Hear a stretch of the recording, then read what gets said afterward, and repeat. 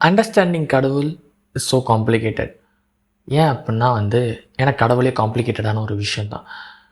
So let us understand easily how கடவுள் can be அண்டர்ஸ்டாண்டட் அப்படின்னு சொல்லிட்டு.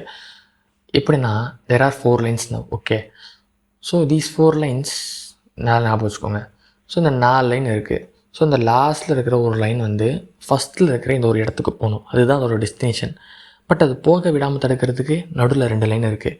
அந்த நடுவில் 2 லைனில் ஒரு லைனை படுத்துடலாம். ஓகே, ஸோ நடுவில் இருக்கிறது இந்த ஒரே ஒரு லைன் மட்டும்தான். So in this last line and this center line are going to fight. Definitely this last line will win. இப்போ இவங்ககிட்ட இருக்கிற பலத்தை கொண்டு இவனை அடிச்சிடலாம். பட் இவன் என்ன பண்ணுறான் அப்படின்னா புத்திசாலித்தனமாக he is creating a imaginary one line. So இந்த இமேஜினரி லைனை வச்சு பின்னாடி இருக்கிற அந்த ஒரு லைனை எப்படியோ பிரெயின் வாஷ் பண்ணி he is making not to fight against him. If they fight against him, they will win. So fight பண்ணாமல் இருக்க வரையும் இவன் வாழ்ந்துகிட்டே இருப்பான், இவனை யூஸ் பண்ணிட்டே இருப்பான். ஸோ இப்போ இந்த இமேஜினரியாக க்ரியேட் பண்ண ஒரு லைன் தான் கடவுள்.